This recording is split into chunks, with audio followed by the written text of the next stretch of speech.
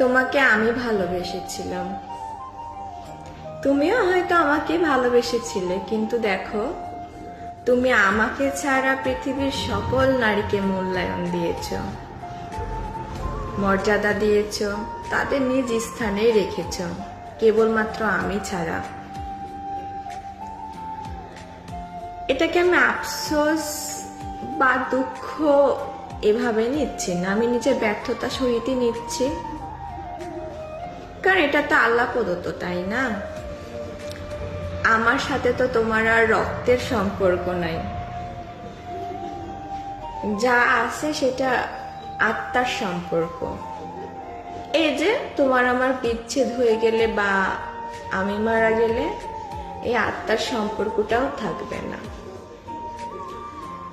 কিন্তু যাদের সাথে তোমার রক্তের সম্পর্ক তাদের সাথে কখনো তোমার বিচ্ছেদ হবে না, তারা তোমাকে কখনো ছেড়ে যাবে না, তুমি সেটা খুব ভালো করেই জানো। তাই হয়তো আমার থেকে মূল্যায়নটা তাদেরকেই করো, তাদের জায়গাতে তাদেরকে রাখো, আমার জায়গাতে আমাকে রাখো।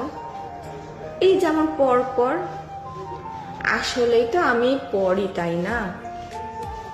কারণ আমাদের রক্তের সম্পর্ক কোনো নাই, আমরা ছোটবেলা থেকে একসাথে বড় হইনি, আমাদের কোনো স্মৃতি নাই। যেটা হয়েছিল সেটা আসলে ওই আবেগে বশীভূত হয়ে তুমি আমার প্রেমে পড়েছিলে, আমি তোমাকে প্রত্যাখ্যান করতে পারিনি, তাই হয়তো বা বিয়ের সম্পর্কতে গড়াইছে। কিন্তু এর মানে তো এই না, তাই না, যে ভালোবাসা ছিল বলেই আমাকেই মূল্য দিতে হবে, তা তো না। তাই আমি বোকার মতন এসব মানে এক্সপেক্ট রেখে রেখে আজ মানসিক রোগী, সাইকোলজিক্যাল রোগী, যার ওষুধ ছাড়া এক ধাপও চলে না। বোকার মতন যদি এক্সপেক্ট গুলা প্রথম থেকেই না রাখতাম, তাহলে হয়তো বা আজ তোমার মতন আমিও একজন শক্তিশালী মনের মানুষ হইতাম। কেন জানি পারিনি, অযথা অনেক এক্সপেক্ট রাখছি, অনেক আশা রাখছি, যেটার যোগ্যতা আসলে আমার তো নাই, ঠিক না বলো? আমি পরের মেয়ে, তোমাদের সংসারে 2 দিনের অতিথি, আজ আছি কাল নাই। আমি মরে গেলে আমার জায়গা যে কেউ কখনো পূর্ণ করতে পারবে না, তেমনটাও তো না। আজ আমার কিছু হলো, কালকে আমার জায়গায় এসে একজন পূর্ণ করে নেবে, কিন্তু যাদের সাথে তোমার রক্তের সম্পর্ক তাদের জায়গা তো আর কেউ কখনো এসে পূর্ণ করতে পারবে না, তাই না? তাই হয়তো আমি তোমার কখনো আপন হইতে পারিনি, তোমার উপর কোনো অধিকার খাটাইতে পারিনি। আর এই সমাজটাই তো এমন যে বিয়ে করে আনছি, সে আমার খাচ্ছে, আমার পড়ছে, তার মানে আমার মতনই চলতে হবে, আমি যেভাবে চালাবো সেভাবেই চলতে হবে। তুমি তো আর সমাজের ব্যতিক্রম কিছু না, তাই তুমিও আমার সাথে তেমনটাই প্রতিফলন করার চেষ্টা করছো। কিন্তু জানো, এখানে তো আমার কোনো দোষ ছিল না, তুমি চাইলেই আমাকে তোমার জীবন থেকে সরাই দিতে পারতে, তাহলে হয়তো বা আমিও একটা সুস্থ জীবন পাইতাম, তুমিও একটা সুস্থ জীবন পাইতা।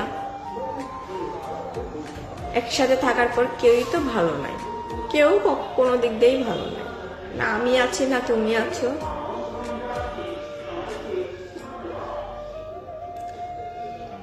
এসব আসলে না, এসবে আমার কোনো আফসোস, দুঃখ, কষ্ট কিচ্ছু নাই, যা আছে অপমান বোধ, অসম্মান বোধ, এই যে আর নিজের প্রতি ঘৃণা, আর এই যে বারবার হেরে যায়, যে ব্যর্থ হয়ে যায়, এই যে পরাজয়, তাই ব্যর্থতা, মানে এটার একটা মানসিক যন্ত্রণা। এছাড়া কিচ্ছু নেই। খুব শান্ত মস্তিষ্কে ঘুমিয়ে যেতে চাই, আমি সকল কিছু বলে বলে যেতে চাই। আমি মনে করতে চাই না কিছু, আমার কাছে কারো মূল্য নেই, আমি পর। আল্লাহ হয়তোবা ভুল ঠিক বলছিল যে হইল পৃথিবীর সব থেকে দামি সম্পর্ক, মূল্যবান সম্পর্ক হলো স্বামী স্ত্রী। কিন্তু এই 2026 সালে এসে এই সমাজের মধ্যে এটা ভুল, এটা মিথ্যা। স্বামী স্ত্রীর সম্পর্ক ছাড়া সব সম্পর্কের অনেক মর্যাদা, অনেক মূল্য রয়েছে। শুধু স্বামী স্ত্রীর সম্পর্ক বলতে না কোনো মূল্য নেই।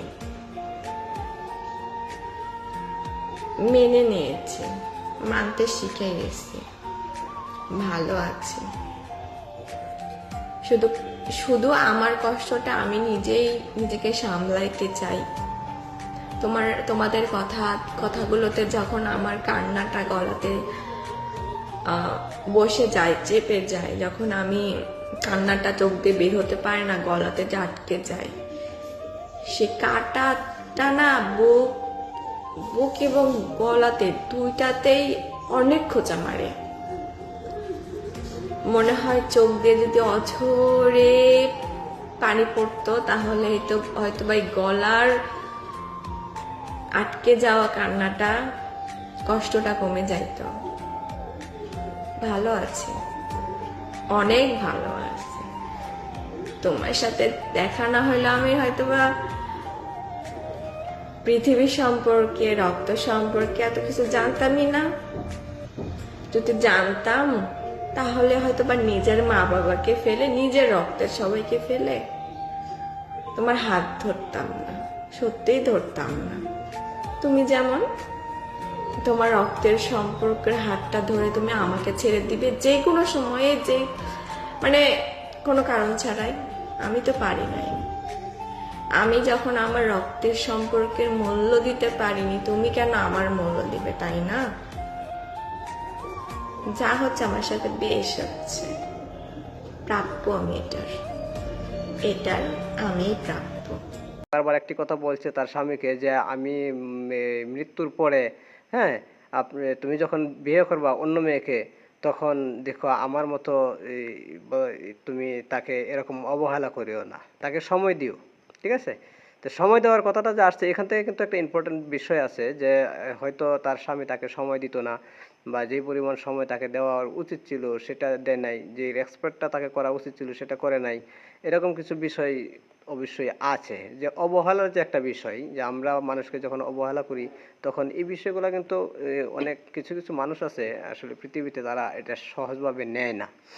তো এই বিষয়টা সবারই বোঝা উচিত, সবার মধ্যে এটা নেওয়া উচিত। যারা সংসার জীবন লিড করছেন তাদের আসলে তাদের এই সংসারী জীবনটা কিভাবে পরিচালনা করবেন সেটা আসলে চিন্তা ভাবনা করে সেই সিদ্ধান্তগুলো নেওয়া উচিত। পরিবারকে সময় দেওয়া উচিত যথেষ্ট পরিমাণ। তো রিমি তার ফ্যামিলির কিছু ব্যাকগ্রাউন্ড খারাপ ছিল, তার ফ্যামিলিতে যে ব্যাকগ্রাউন্ডটা খারাপ ছিল এটা হচ্ছে মূল বিষয়, ঠিক আছে? আমি যেটা বলতে চাচ্ছি যে তার ফ্যামিলিতে যে ব্যাকগ্রাউন্ডটা খারাপ ছিল সেটা কিন্তু আহামরি কিছু খারাপ ব্যাকগ্রাউন্ড না। তার বাবা বা তার মা কোনো পতিতালয়ের মেয়েও না, আর তার বাবা দেখা যাচ্ছে যে কোনো চোর বা বাটপার, ডাকাত বা সন্ত্রাস, হ্যাঁ, রাজাকার হাইজাকার এরকম কিছু কিন্তু না। তার বাবার দোষ ছিল এতটুকুই যে সে দ্বিতীয় বিবাহ করেছে। তো এটা আমাদের যে সমাজ রয়েছে সেই সমাজে এটা কিন্তু একটা কমন বিষয়। হ্যাঁ, এটা কোনো দোষের মধ্যে পড়ে না, রাষ্ট্রীয়ভাবেও না। আর আমাদের ধর্ম ইসলামিক নৈতিকতার দিক দিয়ে যদি আমরা দেখি তাহলে দ্বিতীয় বিবাহ এটা কোনো অপরাধের বিষয় না। হ্যাঁ, এটা কোনো দোষ না। তো সেখান থেকে প্রতিবেশীর যে কথাগুলো আসে আর কি, যে আমরা দেখি যে একটা মেয়ের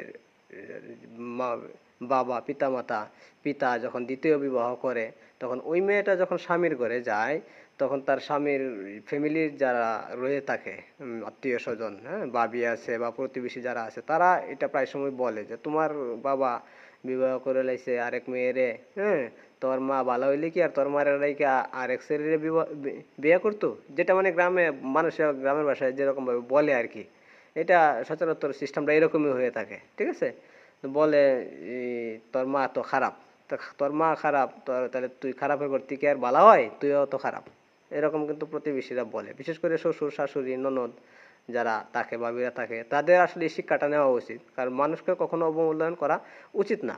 কারো দোষের বা কারো অন্যায় অপরাধের বোঝা কিন্তু অন্য আরেকজন নির্দোষ ব্যক্তির উপর চাপানো যায় না। হ্যাঁ, অবশ্যই যদি তার মধ্যে কোনো ত্রুটি থাকে তাহলে কিন্তু সেটা দেখা যায়।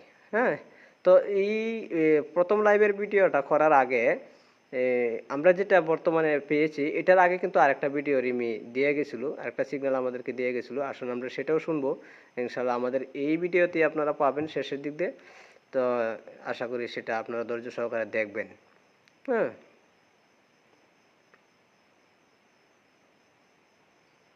আরেকটি কথা, আমাদের চ্যানেলটিকে সাবস্ক্রাইব করবেন, লাইক ফলো শেয়ার দিয়ে পাশে থাকবেন। আমি ইউটিউব আসলে প্রফেশনালভাবে আমি ইউটিউবিং করি না। যেটা হচ্ছে যে আমি নতুন শুরু করেছি, তবে এখান থেকে আমি ইনকাম করব বা আর্নিং করব এরকম কোনো বিষয় আমার নেই। সুতরাং আমার মনিটাইজেশনের কোনো টেনশন নেই, আমার মনিটাইজেশন করার প্রয়োজন নেই।